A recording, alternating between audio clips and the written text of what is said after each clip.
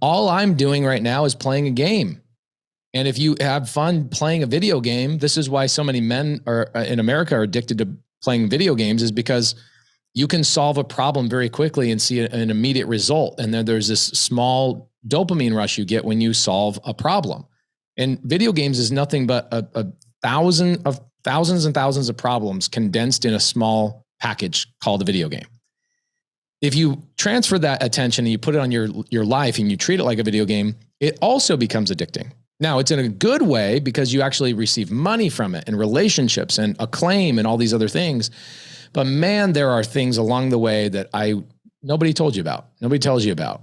And you get to a certain point and you start thinking differently. Now, giving is a big part of that. I think that there's reasons why you give so much. One, this is going to sound weird and I'll be really transparent. Part of the reason people give so much when they hit Chris Naugle and my level, I'm going to take a guess, is that we almost had to numb ourselves from feeling a certain way along the journey of grind.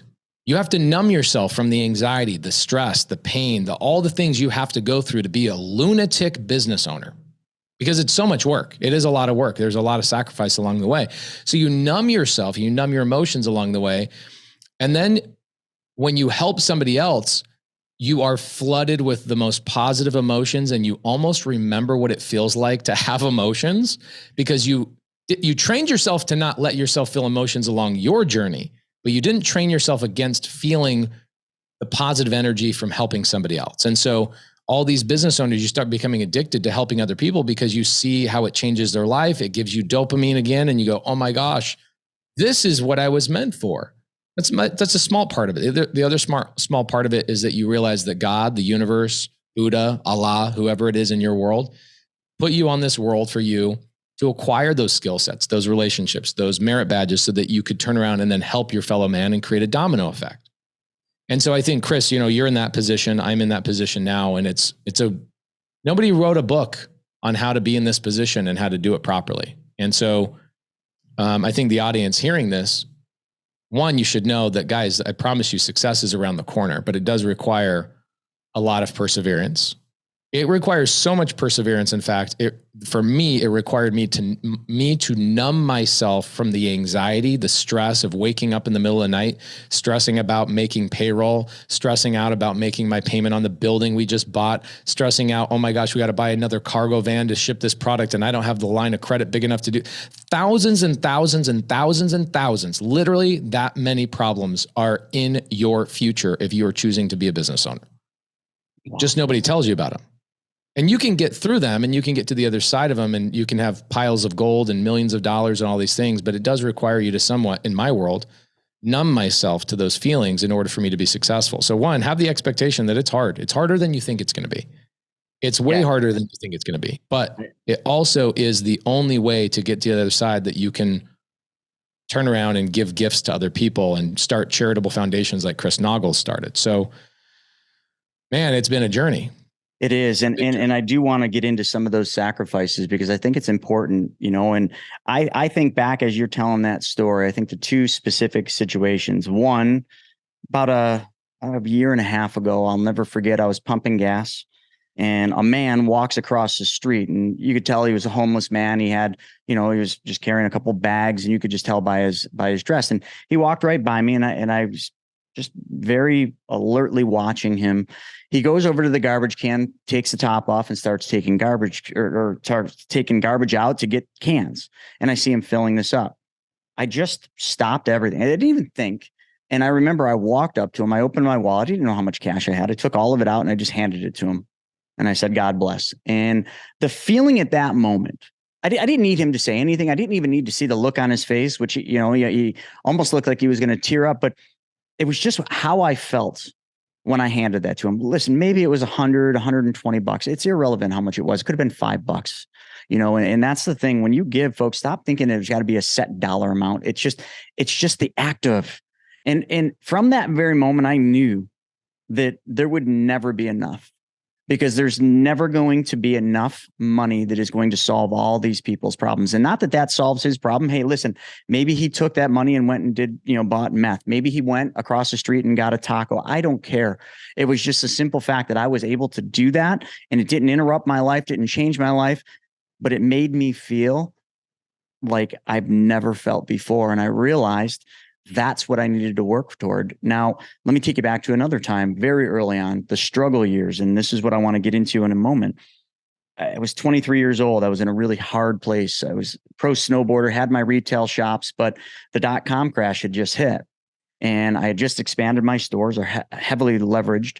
And I remember I was pretty well broke. Didn't know how I was going to make my car payment. I'm sure some of the folks listening, you've been there, or maybe you're even there now, where you literally don't know how you're going to make the bills the next day. Well, I can certainly tell you I've been there, and I know Pace's story a little bit, and I know he's been there. And I remember I got into the Wall Street world and I sold my first financial product. And I remember thinking, walking out of that person's house, I made $500. And the way that $500 made me feel was just like, it was just hope. And then I did another one, another 500, and then maybe it was 1,000. And you just keep compounding that, like you mentioned. But that journey, it's not about the money, folks. It's about the journey. It's about the excitement of building. But again, you're going to get to this certain level, like Pace mentioned, that there's just no book written, where you just have to make a shift where it's no longer about you accumulating money. And you're always going to, because money just continues to compound. It's the eighth wonder of the world, says Albert Einstein. Whether you want it to or not, at a certain level, it's just going to work for you. But at that point, you have to then go out and do what's right.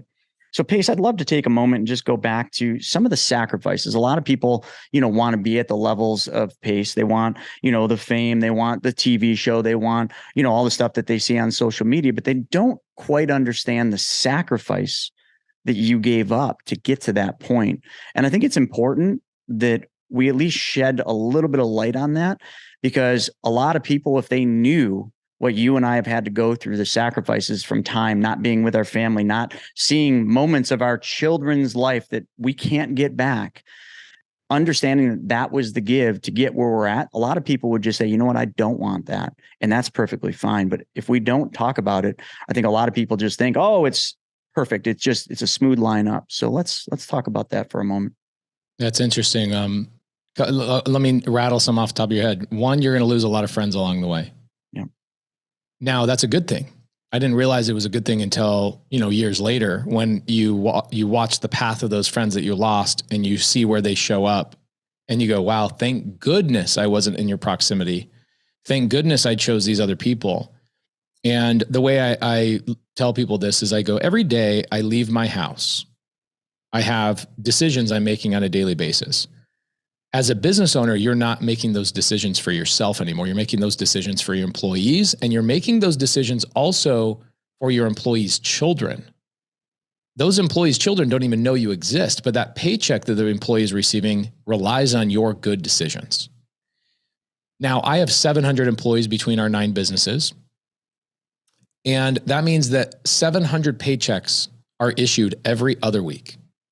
Out of those 700 paychecks, 4 people rely on each individual paycheck. So a wife, typically 2 kids. So 4 people total. Think about that. 2,800 people rely on that paycheck to show up every 2 weeks. Now, those 4 people eat 3 meals a day. So think about that. Now I've got 2,400 times 3.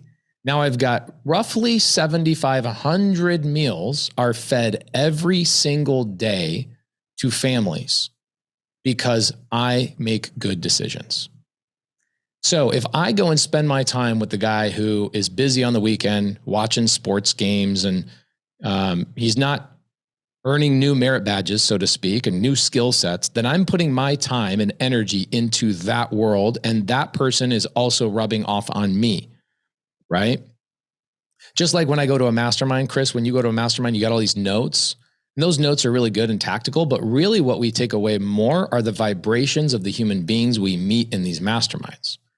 We watch how they operate. We see how they walk, they talk. Some of them have assistants, some don't have assistants. And in fact, the first time I decided I needed to hire an assistant was when I saw one of my heroes in a mastermind had an assistant with him. I'm like, why don't I have an assistant? And the reality is, it wasn't until I had new friends that I had new ideas and I had new pathways. So the first thing that you're going to realize along the journey is that the friends in your church, the friends from high school, the friends from college, very, very rarely, if not ever, will make the trip with you. And when you're early in your 20s, you still have the high school mentality of, I'm going to bring my friends with me, or I'm going to do work stuff and then play stuff. Guys, I can tell you the only way to be successful is to blend your hobbies, your work life, and your family life almost into a fully integrated circle. What do I mean by that?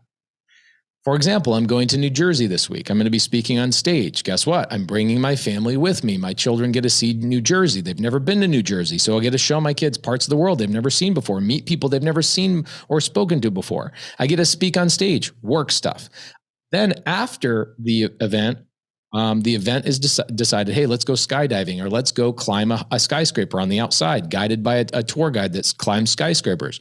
So that's kind of a cool thing that I get to do. That's a personal feeling. But guess what? All three of those things are done in the midst of me going out and making a name for myself or making my companies thrive. So when people say, how do you balance it all? You don't. It has to be fully integrated, or else you're going to sacrifice. Now, there was a time, second thing I'll do, and I want to turn around and ask you the same question. There was a time where I couldn't afford to bring my wife and kids with me on these travel dates. I didn't have access to private flights or first class tickets or whatever. I didn't have access to these things. And I would look at Southwest as, $99 versus $250. I'm going to choose to go a different day, because 7, 8, 9 years ago, about 9 years ago, I'd look at a flight and go, I'm going to go on Tuesday to this event rather than Monday because I can save $179, right? All of those thought processes and the stresses that a lot of the audience or the listeners right now are currently going through, I had to go through them too. I had to go through all of those.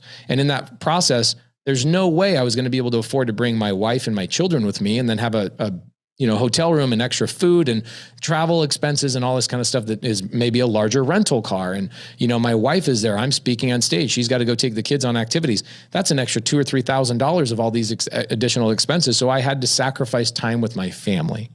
Now, on the good side of that, just like sacrificing the old friends from the past has benefits of opening way for new friends of the future that give you new ideas, new experiences, new pathways in your mind. Sacrificing time with my family then now allows me to take my family with me everywhere I go now. And not only that, it affords me the ability to tell my wife, hey, go take the kids to go do X, Y, and Z and give them an experience they wouldn't have otherwise received while I'm standing on stage today. So there's a give and a take. The problem is most people are not consistent enough with the struggles at the beginning, and they don't persist long enough for the compound effect to actually take place. And so they're like, Pace, I've been doing this for 3 years. I'm like, yeah, it took me 5 years to see the compound effect. So what about you, Chris? What are the things you had to sacrifice along the way? Oh, I'm still sacrificing.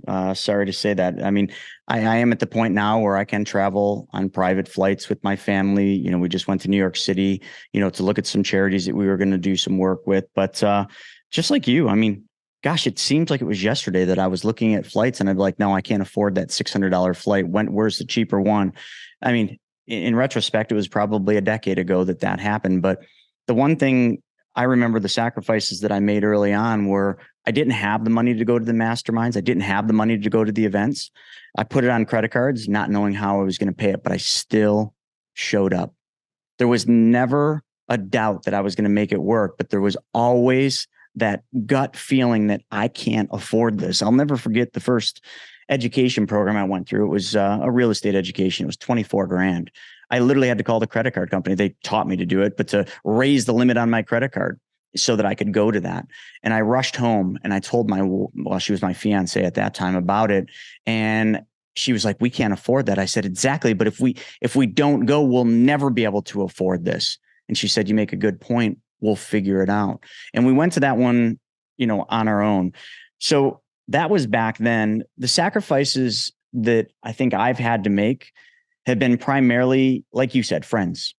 So they say it's lonely on the top, and it really is, but only if you allow it to be. If you allow enough time to let the loneliness set in because you don't have the friends you used to go drink with and go to the games with and all that, then you're focused on the wrong things. But all the people that I grew up with at school, I still know them. They still hit me up on social media, but none of them in my book would be called friends anymore because they weren't willing to make the sacrifices I was. They weren't willing to leap. I always talk about the leap, whether it was when I was a pro snowboarder standing at the top of a jump that just scared the death out of me. I always had the leap, and the outcome, you never knew what it was going to be. But if you did, and you made it to the other side, you made it over the landing, when you landed, there was no greater feeling. And I got addicted to that.